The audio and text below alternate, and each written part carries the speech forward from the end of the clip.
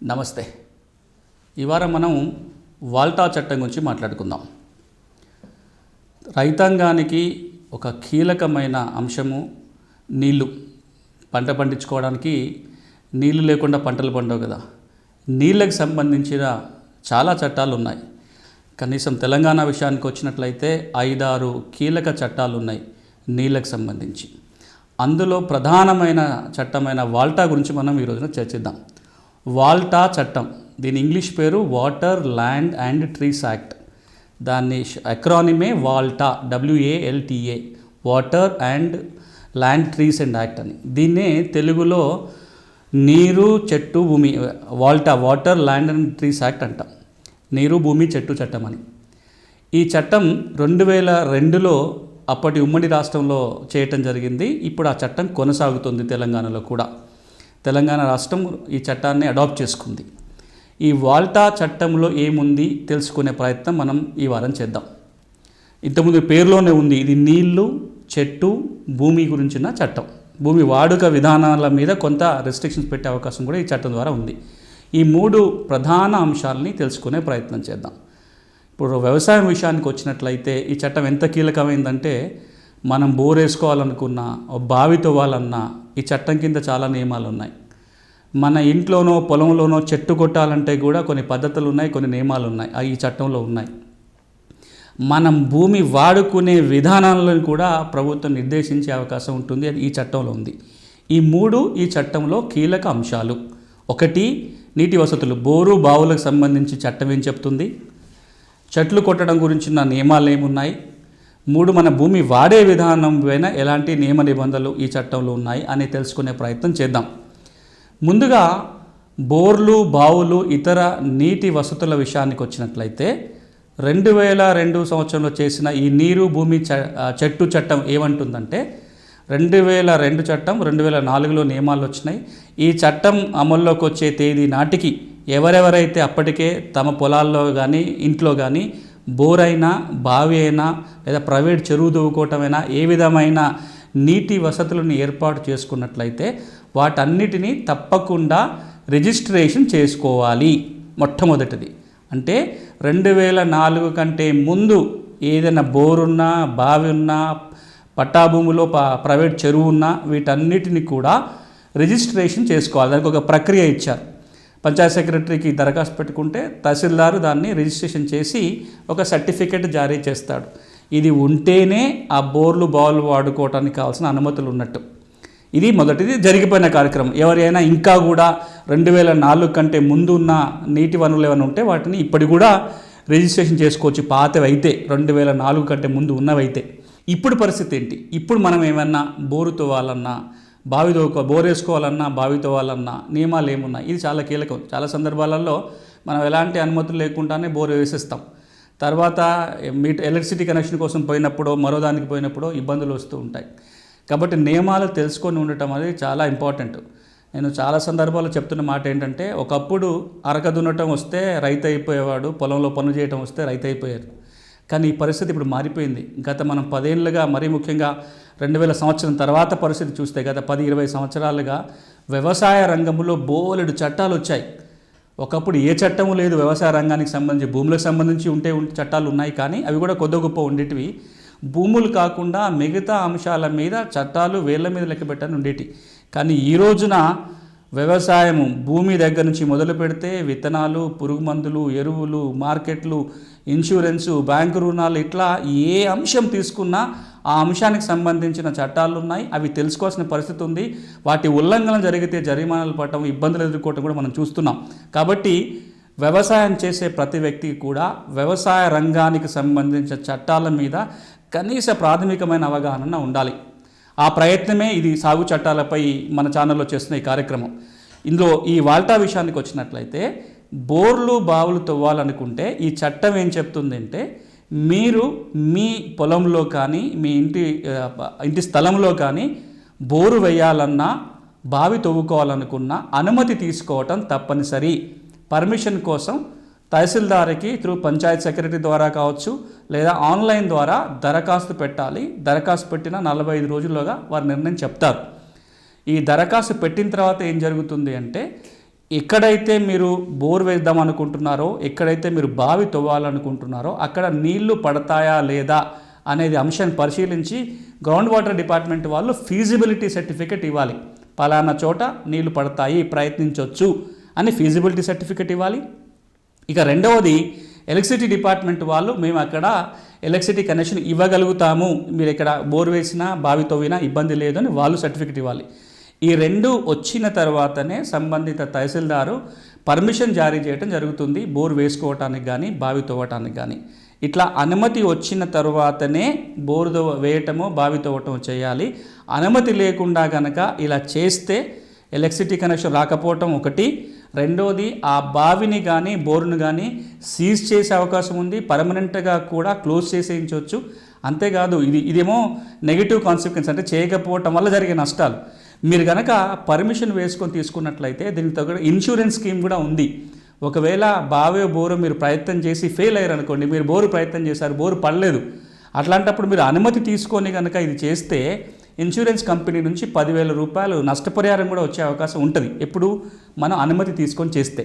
So ఇప్పుడు రైతాంగం కావచ్చు, భూములు ఉన్నవాళ్ళు గమనించాల్సిన అంశం ఏంటంటే, వాల్టా చట్టం ప్రకారము మీరు బోరు తవ్వాలన్నా, బోరు వేసుకోవాలనుకున్నా, బావి తవ్వాలనుకున్నా అనుమతి తీసుకోవడం తప్పనిసరి. అందుకోసం తహసీల్దార్కి దరఖాస్తు పెట్టుకోవాలి. అలా చేయకపోతే ఆ బోరుని బావిని సీజ్ చేసే అవకాశము, మీకు ఇతర అనుమతులు రాకుండా పోయే అవకాశం ఉంది. కాబట్టి ఇది దృష్టిలో పెట్టుకోవాలి. ఇది మొదటి అంశం. ఇక రెండో అంశం ఏంటంటే, కొన్ని గ్రామాలలో లేదా కొన్ని ప్రాంతాలలో అక్కడ ఉన్న బోర్లని బావులని పూర్తిగా వాడకుండా నిషేధించే అధికారం కూడా రాష్ట్ర ప్రభుత్వానికి ఉంటుంది. దీన్ని ఓవర్ ఎక్స్ప్లాయిటెడ్ జోన్స్ అంటారు. అంటే నీళ్ళని విపరీతంగా వాడిన ప్రాంతాలు కొన్ని ఉంటాయి, ఇంకా అసలు గ్రౌండ్ వాటర్ చాలా పడిపోయిన ప్రాంతాలు ఉంటాయి. అలాంటి సందర్భాలలో ఆ ప్రాంతంలో ఉన్న బోర్లని బావులని తాత్కాలికంగా మూసివేయమని చెప్పే అధికారం ప్రభుత్వానికి ఉంటుంది. అలాంటి ఉత్తర్వులు 6 నెలల వరకు ఇవ్వచ్చు. అంటే 6 నెలల పాటు ఇక్కడ మీరు నీళ్లు తీయడానికి వీలే లేదు అని ఉత్తర్వులు ప్రభుత్వం ఇవ్వడానికి అవకాశం ఉంటుంది. అంతేకాదు, ఏదో ఒక బోరునో ఏదో ఒక బావి దీనివల్ల కూడా గ్రౌండ్ వాటర్కి ఇబ్బంది అవుతుందని ప్రభుత్వం భావిస్తే దాన్ని సీజ్ చేయొచ్చు, దాన్ని మూసేయడానికి కూడా ప్రభుత్వానికి అవకాశం ఉంది. ఇక మనం ఇంకొక అంశం కూడా పరిశీలించి చూడాలి. ఈ చట్టం ఏమంటుందంటే, ఇప్పటికే ఒక బోరు కనుక ఉంటే దానికి కనీసం 100 మీటర్ల దూరం లోపల ఆ వితిన్ 100 మీటర్స్లో ఇంకొక బోరు వేయడానికి కానీ బావి తవ్వడానికి కానీ వీలు లేదు. మీరు పర్మిషన్ కోసం తహసీల్దార్కి పెట్టుకుంటే మీకు దగ్గరలో ఉన్న బోరో బావో 100 మీటర్లు దాటి ఉంటేనే మీకు అనుమతి వస్తుంది. మీ పక్కన పొలం వాడు ఆల్రెడీ బోరు వేస్తున్నారనుకోండి, దానికి మీరు వేయబోయే బోరు బావి ప్రదేశానికి కనుక 100 మీటర్ల డిస్టెన్స్ లేకపోతే మీకు అనుమతి ఇవ్వరు. అంతేకాదు, అక్కడ కనుక ఏదైనా ప్రజల కోసం, అంటే ప్రజలు తాగునీరు కోసం ఏదైనా బావి ఉంటే, డ్రింకింగ్ వాటర్ కోసం ఏదన్నా బావి ఉంటే లేదా ఒక బోరు ఉంటే దాని విసినిటీలో కనుక ఇంకొక బోరో ఇంకొక బావో వేయాలంటే కనీసం 250 మీటర్ల డిస్టెన్స్ ఉండాలి. ప్రైవేట్ది అయితేనేమో 100 మీటర్లు. పబ్లిక్ డ్రింకింగ్ వాటర్ ఫెసిలిటీ ఏదైనా ఉంటే దానికి దగ్గరలో బోర్ వేయాలంటే కనుక 250 మీటర్ల కనీస దూరం ఉంటేనే మీకు అనుమతి ఇస్తారు. ఒక ఎక్సెప్షన్ ఏంటంటే, మీరు వేసే బోరో బావో తాగునీటి కోసం అయితే కనుక 250 మీటర్ల లోపల ఉన్నా సరే అనుమతి ఇవ్వడానికి తహసీల్దార్కి అధికారం ఉంటుంది. ఇక ఇంతకుముందు అన్నట్టుగా సీజ్ చేసే పవర్ తహసీల్దార్కి ఉందని చెప్పుకున్నాము. అట్లా కనుక మీకున్న బోరునో బావినో శాశ్వతంగా సీజ్ చేస్తే, టెంపరీగా కాకుండా అసలు శాశ్వతంగా దీన్ని వాడడానికి వీల్లేదు అని కనుక ప్రభుత్వం సీజ్ చేస్తే నష్టపరిహారం కూడా ప్రభుత్వం చెల్లిస్తుంది. అలాంటి సందర్భంలో ఎప్పుడైనా శాశ్వతంగా సీజ్ చేస్తే. ఇది గ్రౌండ్ వాటర్కి సంబంధించి, అంటే భూమి లోపల ఉన్న నీళ్ళని వాడుకోవడానికి సంబంధించి ఉన్న నియమ నిబంధనలు. ఇప్పుడు మీరు ఒకసారి ఆలోచించి చూస్తే చాలామందికి ఈ నియమాలు తెలియదు. బోర్ వేస్తే పర్మిషన్ తీసుకోవాలని, లేకపోతే ప్రభుత్వానికి ఇట్లాంటి అధికారాలు ఉన్నాయని, కొన్ని ప్రాంతాలు అసలు నీళ్లు వాడుకోవడానికి మీద కూడా నిషేధాలు పెట్టవచ్చని, అంతేకాదు మీకు ఉంటే నీళ్ళని ఎంత వాడుకోవచ్చో కూడా ప్రభుత్వ నియమాలు పెట్టవచ్చు. ఇంతకంటే ఎక్కువ మీరు నీళ్లు వాడుకోవడానికి వీలు లేదు అనే నిబంధనలను కూడా ఈ చట్టం ద్వారా ప్రభుత్వం విధించడానికి అవకాశం ఉంది. ఇప్పటివరకు మనం వాల్టా చట్టం పరిధిలో బోర్లు బావులకు సంబంధించిన నియమాలు ఏమున్నాయో చూసాం. 2002 చట్టం రాకముందు ఉన్న బోర్లు బావుల పరిస్థితి ఏంటి, చట్టం వచ్చిన తర్వాత కనుక బోరో బావో వేసుకోవాలనుకున్నట్లయితే చట్టం ఏం చెప్తుందని పరిశీలించి చూసాం. దీంట్లో చాలా స్పష్టంగా ఏంటంటే, మీకున్న బోర్లు బావుల రిజిస్ట్రేషన్ తప్పనిసరి. కొత్తగా వేయడానికి పోయే ముందు తహసీల్దార్ అనుమతి తీసుకొనే అలా వేయాలి. లేనట్లయితే చాలా కష్టాలు నష్టాలు వచ్చే అవకాశాలు ఉంటాయి.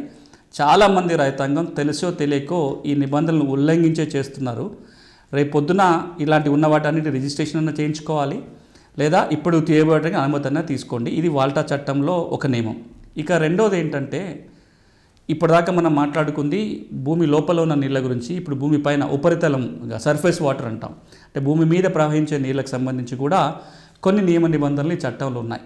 దాంట్లో ప్రధానమైనది ఏంటంటే, ఏదైతే నీరు మీ భూమి మీదకి వస్తుందో ఆ భూమి మీదకి వచ్చిన నీరు ఇంకో పక్క పొలంలోకో పక్క భూమికో పక్క ఇంట్లోకి వెళ్తుంది. ఎందుకంటే భూమి ఆ వాటర్ ప్రవహించుకుంటూ నదీ నాలాలకు వెళ్ళి సముద్రంలో కలవటం అనేది ప్రకృతి నియమం. అది మీ భూమిలోకి వెళ్ళి ప్రవహిస్తూ వచ్చిన నీరు మీ భూమిలోకి వచ్చిన తర్వాత మీ భూమి వాడుకునే విధానం వల్ల ఆ నీరు యొక్క క్వాలిటీ కనుక దెబ్బతింటే, లేదా అందులో ఏమైనా రసాయనాలు చేరి ఆ దాని ద్వారా పక్కనున్న భూమి కనుక హాని జరిగే పరిస్థితి ఉన్నట్లయితే మీ భూమి వాడుకునే విధానాన్ని మార్చమని ఆదేశించే హక్కు ప్రభుత్వానికి ఉంటుంది. ఉదాహరణకి మీరు మీ పొలంలో ఏదో ఎరువులో పురుగు మందులో తయారు చేస్తున్నారు.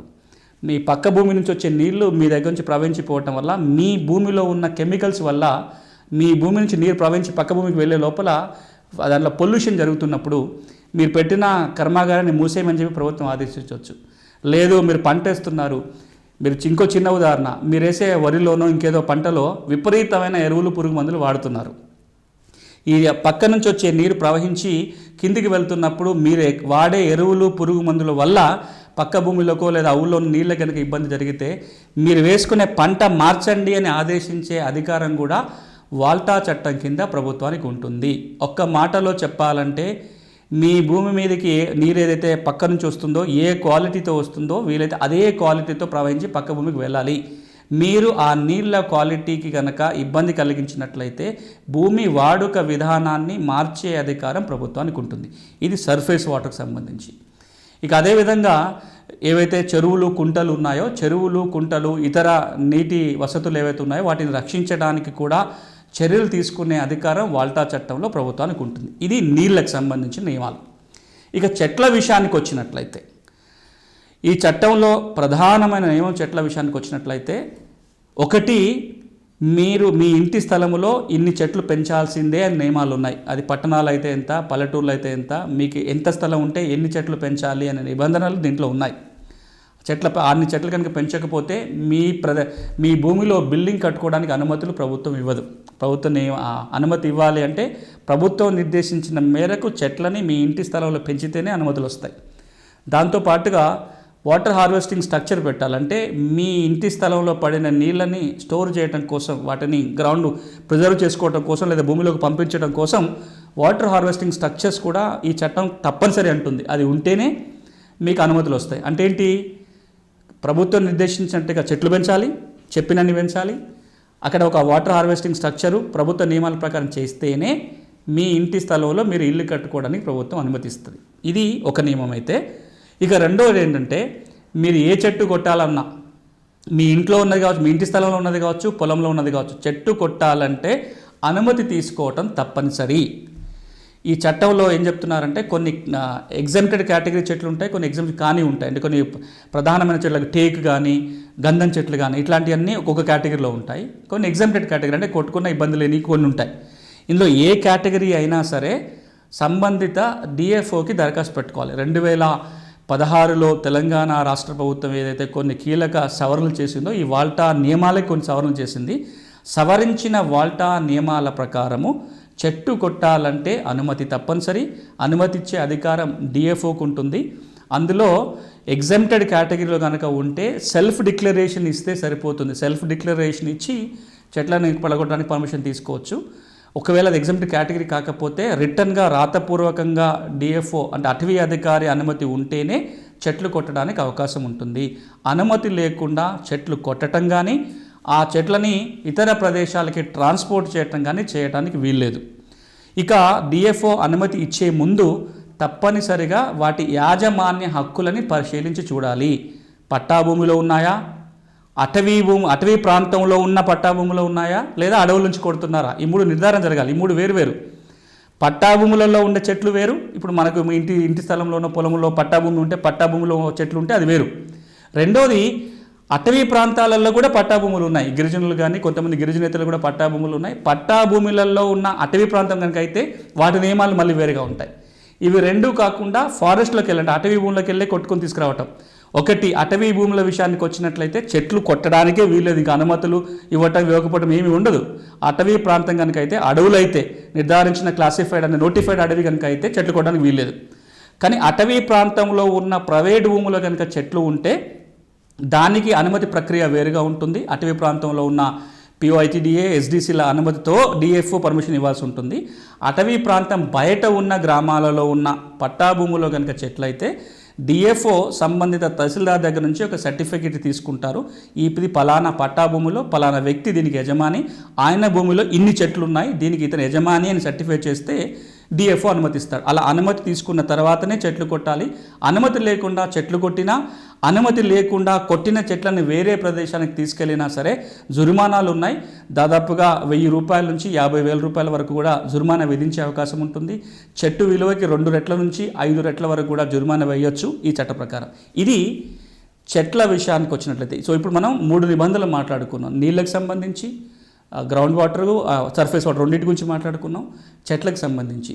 ఇక మూడోది ఏంటంటే ఈ వాల్టా చట్టం కింద ఎప్పటికప్పుడు భూమి వాడుక విధానం గురించి కావచ్చు, నీళ్ల వాడకం గురించి కావచ్చు, బోర్లకి బావులకి చెరువులకు సంబంధించి కావచ్చు, నియమ నిబంధనలు మార్చడానికి, గైడ్లైన్స్ ఇష్యూ చేయడానికి, మానిటర్ చేయడానికి కూడా 3 అంచెల వాల్టా అథారిటీస్ ఉంటాయి. వాల్టా చట్టం కింద ఉండే అథారిటీస్: రాష్ట్ర స్థాయి అథారిటీ, జిల్లా స్థాయిలో ఒక అథారిటీ, మండల స్థాయిలో ఒక వాల్టా అథారిటీ ఉంటుంది. మండల స్థాయిలో ఉండే వాల్టా అథారిటీకి తహసీల్దార్ చైర్పర్సన్గా ఉంటారు. డివిజన్ స్థాయిలో ఆర్డీఓ ఉంటాడు. జిల్లా స్థాయిలో అయితే కలెక్టర్ ఉంటాడు. రాష్ట్ర స్థాయిలో అయితే అక్కడ పంచాయతీరాజ్ మినిస్టర్ గారు ఎవరైతే ఉంటారో, రూరల్ డెవలప్మెంట్ పంచాయతీరాజ్ మినిస్టరు దానికి చైర్పర్సన్గా ఉండటం జరుగుతుంది. ఇవి ఈ వాల్టా అథారిటీస్. ఈ అథారిటీస్ ఈ చట్టం కింద యాక్షన్ తీసుకోవడానికి ఉంటుంది. నీళ్ళ విషయానికి వచ్చినట్లయితే దానికి సంబంధించిన ఒక కీలకమైన చట్టం గురించి ఇప్పటికే మనం మాట్లాడాం, అదే వాల్టా చట్టం. నీళ్లకు సంబంధించి తెలంగాణ రాష్ట్రంలో ఏ చట్టాలు ఉన్నాయి, అవి ఏం చెప్తున్నాయో క్లుప్తంగా తెలుసుకునే ప్రయత్నం చేద్దాం. మరి అందులోకి సెక్షన్లకి, కోర్టు తీర్పులకి వెళ్ళాల్సిన పని లేదు. కానీ అసలు ఏం చట్టం ఉంది, అది దేని గురించి వచ్చింది, అందులో ఉన్న కీలక నిబంధనలు ఏంటి, ఇంతవరకన్నా రైతాంగానికి తెలిసి ఉంటే మంచిది. ఆ ప్రయత్నమే మనం ఇప్పుడు చేద్దాం. అందులో మొట్టమొదటి చట్టము 1947లో వచ్చిన చట్టం, ఇప్పుడు కాదు వచ్చింది, 1947లో వచ్చిన ఒక కీలక చట్టం ఉంది, తెలంగాణ నీటిపారుదల చట్టం 1947. దీన్నే ద తెలంగాణ ఇరిగేషన్ యాక్ట్ 1947 అంటారు. ఇది 1357 ఫస్ట్లీలో వచ్చింది.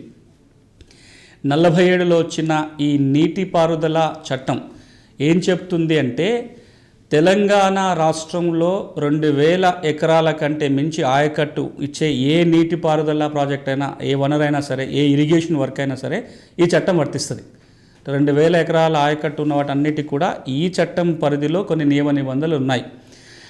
ఈ చట్టం కింద 2 కీలక అంశాలు చెప్తారు. 2 కీలకమైన ఉద్దేశాల చట్టం ఉంది, కీలకమైన అంశాల చట్టం చెప్తుంది. ఒకటి, 2000 ఎకరాలకు మించి ఆయకట్టు ఉండే ఏ ఇరిగేషన్ వర్క్, ఏ నీటిపారుదల ప్రాజెక్ట్ అయినా సరే ఈ చట్టం పరిధిలో నిర్వహించబడుతుంది. ఈ చట్టం ప్రకారమే జరుగుతుంది. 1. 2, ఈ ఇరిగేషన్ వర్క్లన్నీ కూడా ప్రభుత్వమే చేయాలి. ప్రైవేటు వ్యక్తులు ఇరిగేషన్ ప్రాజెక్టులు కట్టడం, నిర్వహించడానికి ఛాన్స్ లేదు. ప్రభుత్వం కానీ ప్రభుత్వం ఆథరైజ్ చేసిన వ్యక్తులు మాత్రమే నీటిపారుదల ప్రాజెక్టుల నిర్వహణ చేయాల్సి ఉంటుంది. ప్రైవేటు వ్యక్తులు 2000 ఎకరాలు 3000 ఎకరాలకి ప్రైవేట్ ఇరిగేషన్ పెట్టుకుంటానంటే కూడా కుదరదు. ఇది ఈ చట్టంలో ప్రధానమైన ఉద్దేశం, అందులో ఉన్న నియమాలు. ఇందులో 2-3 కీలక అంశాలు రైతు దృక్కోణంలో చూసే ప్రయత్నం చేద్దాం. రైతుకు అవసరమైంది ఏంటి? 1, ఇందులో రైతుకు అవసరమైన అంశం ఏంటంటే, ఎవరైతే ఇరిగేషన్ ఆ కమాండ్ ఆయకట్టు పరిధిలో ఉన్న రైతులు భూమి ఉంటుందో ఆ ఆయకట్టుకి నీళ్లు ఎలాగూ ఈ ప్రాజెక్ట్ నుంచి వస్తాయి. కానీ ఆయకట్టును ఆనుకొని ఏమైనా డ్రై ల్యాండ్ ఉంటే ఆ భూమికి కూడా నీళ్లు కావాల్సి వస్తే దరఖాస్తు పెట్టి మా భూమికి కూడా నీళ్లు ఇవ్వండి అని అడిగే వెసులుబాటు ఈ ఇరిగేషన్ చట్టంలో ఉంటుంది. 1. రెండోది, ఈ ఇరిగేషన్ ప్రాజెక్టులో పరిధిలో ఏ రైతులైతే భూములు ఉన్నాయో, ఏ భూములకైతే నీళ్లు వినియోగించుకుంటున్నారో ఆ నీళ్ళని నియంత్రించడానికి, నీళ్ళని తక్కువగా ఇవ్వటమో ఎక్కువగా ఇవ్వడానికి అంటే ఆ వాటర్ని కంట్రోల్ చేసే అధికారం ప్రభుత్వానికి ఉంటుంది. ఎన్ని నీళ్ళు ఇవ్వాలి, ఎప్పుడు ఇవ్వాలి, ఎంత ఇవ్వాలి, ఈ నిర్ణయాలన్నీ కూడా ప్రభుత్వం చేతిలోనే ఉంటుంది. ఇది రెండో అంశం. ఇక మూడో అంశం ఏంటంటే ఇరిగేషన్ వర్క్లకి ఎలాంటి డ్యామేజ్ కలిగించినా, ఎలాంటి ఇబ్బంది కలిగించినా వాళ్ళ మీద పెనాల్టీ వేసి శిక్షలు వేసే అధికారాన్ని కూడా ప్రభుత్వానికి ఈ చట్టంలో కట్టబెట్టడం జరిగింది. కెనాల్లు కావచ్చు, ఇరిగేషన్ ప్రాజెక్ట్ కావచ్చు, ఫీడర్ ఛానల్స్ కావచ్చు, ఏవైనా కావచ్చు, నీళ్ళ ప్రాజెక్టులకు సంబంధించి డ్యామేజ్ కలిగించిన, ఎక్సెస్ వాటర్ వాడుకున్నా, అంటే వాడుకోవాల్సిన నీళ్ళ కంటే ఎక్కువ నీళ్ళు వాడుకున్నా, నీళ్ళని వేస్టేజ్ చేసినా, ఇరిగేషన్ పనులకు డ్యామేజ్ చేసినా, వీటన్నిటిపైన కూడా పెనాల్టీ విధించే అధికారం ప్రభుత్వాలకు ఉంది. అంతేవిధంగా శిక్షలు కూడా విధించడానికి కూడా ఈ చట్టంలో వెసులుబాటు ఉంది. ఇక మరో అంశం ఈ చట్టంలో ఏంటంటే నీటి తీరువా విధించే అధికారం ప్రభుత్వానికి ఉంది. వాటర్ ట్యాక్స్ అంటాం. ఈ చట్టం మేరకు ఎవరైనా ఇరిగేషన్ ప్రాజెక్టులో నీళ్లు వాడుకునే రైతులు ఎవరైతే ఉంటారో వాళ్ళపై నీటి పన్ను వసూలు చేయొచ్చు. ఆ నీటి పన్ను వసూలు చేసే అధికారం ఈ చట్టం ప్రభుత్వానికి కట్టబెడుతుంది. ఇక ఇందులో మరొక ముఖ్యమైన అంశం ఏంటంటే ఎక్కడైతే ఈ నీటిపారుదల ప్రాజెక్టులు, ఈ చట్టం పరిధిలో ఉండే నీటిపారుదల వనరులు కానీ, ప్రాజెక్టులు కానీ, ఇరిగేషన్ వర్క్స్ కానీ ఉన్నాయో ఆ ప్రాంతంలో కొన్ని రకాల పనులు చేయటానికి నిషేధం ఉంది. ఈ చట్టంలో పేర్కొన్న పనులేవి చేయకూడదు, అవి నిషేధం. అందులో కీలకమైనది ఈ ఇరిగేషన్ ప్రాజెక్టులో పరిధిలో కుంటలు కావచ్చు, చెరువులు కావచ్చు, అలాంటి నిషేధించిన పనులు కనుక చేస్తే ప్రభుత్వం చర్యలు తీసుకోవచ్చు. ఆ ఫుల్ ట్యాంక్ లెవెల్లో వ్యవసాయం కూడా చేయడానికి లేదు. ఒకప్పుడు ఏకసాలు పట్టాలని ఇచ్చేవాళ్ళు. ఫుల్ ట్యాంక్ నిండుగా ఉంటే నీళ్ళు ఉండేటి, నిండుగా లేనప్పుడు వ్యవసాయం చేసేవాళ్ళు. ఇప్పుడు అలా వ్యవసాయం చేయడానికి కూడా వీలు లేదు. కొన్ని నిషేధం, చెట్లు పెంచడానికి కానీ, లేదా కెనాల్ చుట్టుపక్కల బండ్ల మీద ఇంకేమైనా చెట్లు పెంచుతామంటే కూడా కుదరదు. ఎందుకంటే వాటి వల్ల డ్యామేజ్ కనుక జరుగుతుంది. కాబట్టి ఈ చట్టంలో ఇరిగేషన్ ప్రాజెక్టుల పరిసరాలలో ఏ ఏ పనులు చేయకూడదో ప్రభుత్వం చెప్తుంది. ఆ పనులు చేయటానికి వీలు లేదు. ఇది క్లుప్తంగా 1947లో వచ్చిన నీటిపారుదల చట్టం. ఇది ఉమ్మడి రాష్ట్రంలో తెలంగాణ ప్రాంతంలో అమల్లో ఉంది. తెలంగాణ రాష్ట్రం ఏర్పడిన తర్వాత స్టేట్ రీఆర్గనైజేషన్ చట్టం మేరకు ఈ చట్టాన్ని మనం తెలంగాణకి అడాప్ట్ కూడా చేసుకోవటం జరిగింది. ఇక రెండో చట్టం తెలంగాణలో నీళ్ళకి సంబంధించి the Telangana farmers management of irrigation systems act 1997, 1997. అంటే రైతుల అజమాయిషీలో నీటిపారుదల ప్రాజెక్టులు నడవాలి, నీటిపారుదల ప్రాజెక్టుల నిర్వహణలో రైతుల్నే భాగస్వామ్యం చేయాలి అనే ఉద్దేశంతో 1997లో చేసిన చట్టం ఇది. మళ్ళొకసారి పేరు చెప్తాను. The Telangana farmers management of irrigation systems act 1997.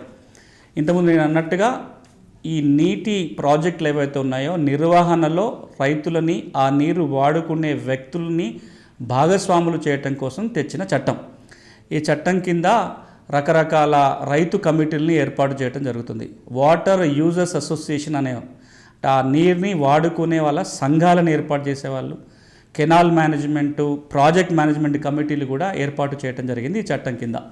ఈ చట్టం కింద ఎన్నికలు పెట్టి ఒక ప్రాజెక్ట్ ఏరియాలో ఒక ప్రాజెక్ట్ కమిటీ, ఆ కెనాల్ బదులు ఒక కెనాల్ కమిటీ, మొత్తంగా ఆ ఏరియాలో వాటర్ యూజర్స్ అసోసియేషన్స్ని ఏర్పాటు చేయడం కోసం ఇందులో ప్రొసీజర్ ఉంది. ఎన్నికలు నిర్వహించి వాటర్ యూజర్స్ అసోసియేషన్ని ఏర్పాటు చేయడానికి ఈ చట్టంలో వెసులుబాటు ఉంది. ఆ విధంగా ఎన్నుకోబడిన నీటి తీరువా సంఘాలు ఏవైతే ఉంటాయో, వాటర్ యూజర్స్ అసోసియేషన్స్ ఏవైతే ఉంటాయో, ఈ వాటర్ యూజర్స్ అసోసియేషన్కి కొన్ని అధికారాలు, కొన్ని బాధ్యతలు కట్టబెట్టడం జరిగింది. ఆ నీటి నిర్వహణ కావచ్చు, నీటి వాడకం కావచ్చు, పన్నులు వసూలు చేయటం కావచ్చు, ఇతరత్ర నిర్ణయాలు తీసుకోవటం కావచ్చు, ఫండ్ మెయింటైన్ చేసుకొని రిపేర్లు చేయడానికి కావాల్సిన వెసులుబాటు కావచ్చు. ఈ విధంగా ఈ నీటి నిర్వహణలో వారి భాగస్వామ్యంతో, అక్కడ నీళ్లు వాడుకునే వాళ్ళ భాగస్వామ్యంతో ప్రాజెక్టుల నిర్వహణ చేయాలనేది ఈ యొక్క చట్టం లక్ష్యం. 97లో చట్టం వచ్చిన తర్వాత చాలా కాలం పాటు ఎన్నికలు జరిపి వాటర్ యూజర్స్ అసోసియేషన్ కూడా ఏర్పాటు చేయడం జరిగింది.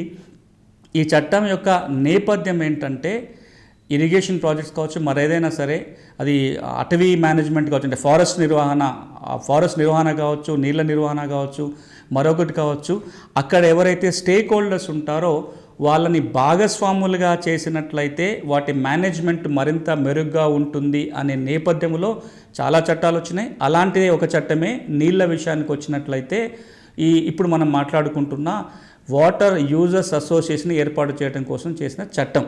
దీంట్లో మనం మరింత లోతుకు వెళ్ళాల్సిన పని లేదు. ఇందులో రెండు అంశాలు ఉంటాయి. ఒకటి, సంఘాల ఏర్పాటు, ఎన్నికలు పెట్టడం, సంఘాలను ఏర్పాటు చేయటం, వాళ్ళ యొక్క విధులు బాధ్యతలు ఇవన్నీ చట్టంలో ఉంటాయి. దాంతోపాటుగా ఈ నీటి నిర్వహణ ఏ విధంగా చేసుకోవాలి, వాళ్ళ బాధ్యతలు ఏంటి అనేది చట్టంలో ఉంటుంది. పన్నుల వసూలు కూడా ఈ చట్టంలో ఉంటుంది. ఇది వాటర్ యూజర్స్ అసోసియేషన్ ఏర్పాటు చేయటం కోసం 1997లో చేసిన చట్టం. ఇక మరొక కీలకమైన చట్టం నదులకు సంబంధించి, కమాండ్ ఏరియాకి సంబంధించి the Telangana irrigation utilisation and command area development act 1984. ఇది ఏంటంటే నదులు, నదీ పరివాహక ప్రాంతాలని రక్షించడం కోసం, అక్కడ నీళ్ళని కాపాడటం కోసం చేసిన చట్టం. ఈ చట్టం కింద ఏదైతే కమాండ్ ఏరియా ఉంటుందో, దాని క్యాచ్మెంట్ ఏరియా, అంటే నదులకి నీళ్ళు వచ్చే క్యాచ్మెంట్ ఏరియా ఏదైతే ఉంటుందో, ఆ క్యాచ్మెంట్ ఏరియాలో ఉన్న భూమి వాడుక విధానాన్ని రెస్ట్రిక్ట్ చేయటం కోసం, అదేవిధంగా ఈ నదులలో ప్రవహించే నీటి లెవెల్స్ని కాపాడటం కోసం, ఆ క్యాచ్మెంట్ ఏరియా, కమాండ్ ఏరియాని కాపాడటం కోసం చేసిన చట్టం 1984లో వచ్చింది. ఇది తెలంగాణలో 3వ చట్టం. ఇక నీళ్ళకు సంబంధించిన 4వ చట్టం తెలంగాణలో the Telangana water resources regulatory commission act 2009. 2009లో వాటర్ యూజ్ని, అంటే నీటి వాడకాన్ని రెగ్యులేట్ చేయడం కోసం, వాటి నియమాలు నిబంధనలు రూపొందించడం కోసం ఒక కమిషన్ని ఏర్పాటు చేయాలనే ఉద్దేశంతో ఏర్పాటు చేసిన చట్టం ఈ 2009లో వచ్చిన the Telangana water resources regulatory commission act 2009. ఇప్పుడు ఇంతకుముందు అన్నట్టుగా ఈ చట్టం నీటి వాడుకని రెగ్యులేట్ చేస్తారు. అందుకు సంబంధించి ఒక కమిషన్ ఏర్పాటు చేస్తారు. ఎప్పటికప్పుడు ఏ అవసరాలకు ఎంత నీళ్లు వాడాలి, దాన్ని రెగ్యులేట్ చేసే అధికారాలు ఈ కమిషన్కి కట్టబెట్టడం జరుగుతుంది. ఇక చివరిగా 5వ కీలకమైన చట్టం ఇప్పుడు ఏంటంటే the Telangana water resources development corporation act 1997. అంటే వాటర్ రిసోర్స్ని డెవలప్ చేయడం కోసం ఒక కార్పొరేషన్ ఏర్పాటు చేశారు.